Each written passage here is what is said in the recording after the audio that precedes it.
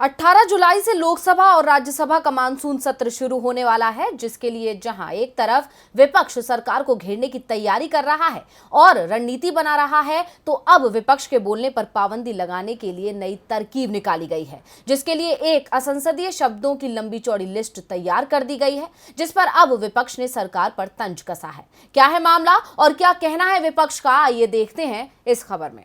संसद में सरकार की खामियों को उजागर करना विपक्ष का काम होता है और इसके लिए कई बार विपक्ष सरकार की आलोचना करते हुए कुछ शब्दों का भी इस्तेमाल कर जाता है। लेकिन अब मानसून सत्र से पहले एक लिस्ट लाई गई है, जिसमें असंसदीय माने जाने वाले शब्दों की संख्या बढ़ा दी गई है, जिसके बाद विपक्ष अब तानाशाह और जुमलेबाज जैसे शब्दों का इस्तेमाल संसद में नहीं कर सकेगा। इन शब्दों का इस्तेमाल अब लोकसभा और राज्यसभा में असंसदीय माना जाएगा। इन चुनिंदा शब्दों को अब सदन की कार्यवाही में शामिल नहीं किया जाएगा।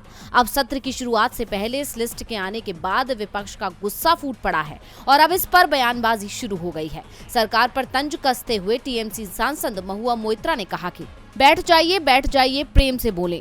लोकसभा और राज्यसभा की नई असंसदीय शब्दों की सूची में संघी शब्द शामिल नहीं है। मूल रूप से सरकार ने विपक्ष द्वारा इस्तेमाल किए गए सभी शब्दों के इस्तेमाल को रोकने के लिए ये काम किया है।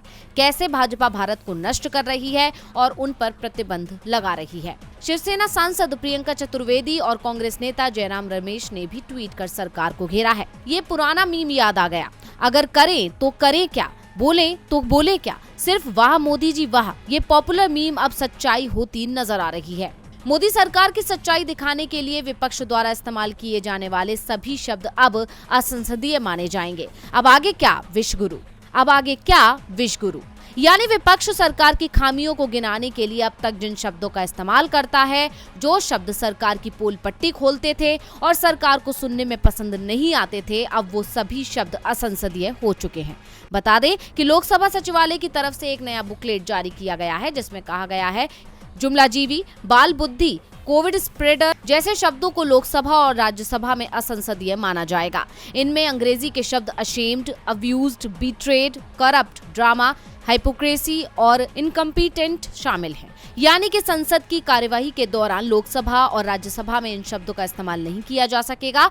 अब इस बुकलेट के आने के बाद से बवाल मच गया है। डीवी लाइव की रिपोर्ट।